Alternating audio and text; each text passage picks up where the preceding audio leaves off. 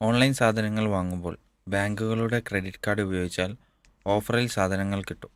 മറ്റൊരാളുടെ credit card എൻ്റെ സ്വന്തം പൈസ അയച്ചു കൊടുത്തു അതുവഴി ഇത്തരം സാധനങ്ങൾ വാങ്ങുന്നത് തെറ്റാണോ?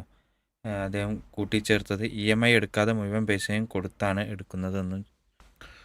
നമ്മൾ മനസ്സിലാക്കേണ്ടത് നമ്മുടെ നാട്ടിലെ ക്രെഡിറ്റ് കാർഡ് സംവിധാനങ്ങൾ, പ്രത്യേകിച്ചും കൺവെൻഷണൽ ബാങ്കിങ് സിസ്റ്റത്തിലുള്ള ക്രെഡിറ്റ് കാർഡ് സംവിധാനങ്ങൾ പലിശാധിഷ്ഠിതമായ നിയമങ്ങളോട് തൃപ്തിപ്പെടാതെ ഒരാൾക്കും അത് ലഭിക്കുകയില്ല എന്നത് ആണ് അടിസ്ഥാനമായിട്ടുള്ളത്.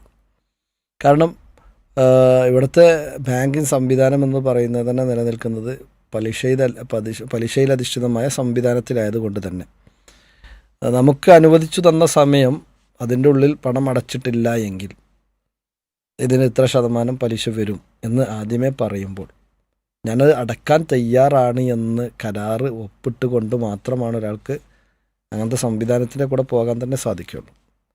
അപ്പോൾ അങ്ങനത്തെ ഘട്ടത്തിൽ ഇത് എടുക്കുന്ന വിഷയത്തിൽ ചിലപ്പോൾ ചോദ്യകർത്താവിനെ സംബന്ധിച്ചിടത്തോളം സ്വന്തം ക്രെഡിറ്റ് കാർഡ് എടുക്കാൻ പാടില്ല എന്നതും അതുപോലെ തന്നെ സ്വന്തം ഉപയോഗിക്കുന്നത് ഹറാമാണ് എന്നതുകൊണ്ടാകാം ഇങ്ങനെ പ്രത്യേകം എടുത്ത് ചോദിച്ചു. സുഹൃത്തിന് മുഴുവൻ കാശും കൊടുക്കുന്നുണ്ട്, കടമാക്കുന്നില്ല എന്നൊക്കെ.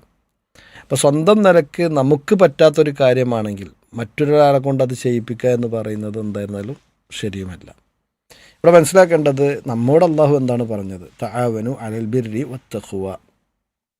തആവനു അലൽ ബിർരി വത്തഖ്വ, നിങ്ങൾ പരസ്പരം സഹകരിക്കേണ്ടത് നന്മയിലും അതുപോലെ തന്നെ തഖ്വയിലുമായിക്കൊണ്ടാണ്, അള്ളാഹുവിനെ സൂക്ഷിച്ച് ജീവിക്കുന്നതിലുമായിക്കൊണ്ടാണ്.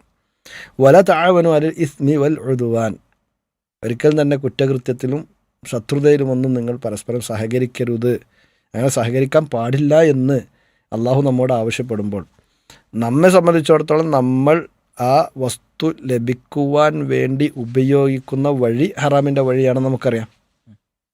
നമുക്കാരാണോ ആ സാധനം നമുക്ക് വേണ്ടിയാണ് അയാളത് വാങ്ങുന്നത്. ഒരിക്കലും അയാളുടെ ക്രെഡിറ്റ് കാർഡുകൾ വെച്ചുകൊണ്ട് കുറേ സാധനം വാങ്ങിച്ചിട്ടുണ്ട്, അത് അയാളുടെ സാധനമാണ്. അത് നമ്മളെന്താക്കുന്നു, അയാളുടെ അടുത്തുനിന്ന് നമ്മുടെ കാശ് കൊടുത്തുകൊണ്ട് നമ്മൾ വാങ്ങുന്നു. അതിൽ നമ്മൾ എന്താക്കേണ്ടതില്ല, അത് തെറ്റായി കാണേണ്ടതില്ല. കാരണം അയാൾ കച്ചവടം നടത്തിയത് ഹലാലായോ ഹറാമായ വഴി നമ്മൾ അറിയേണ്ട ആവശ്യമില്ല.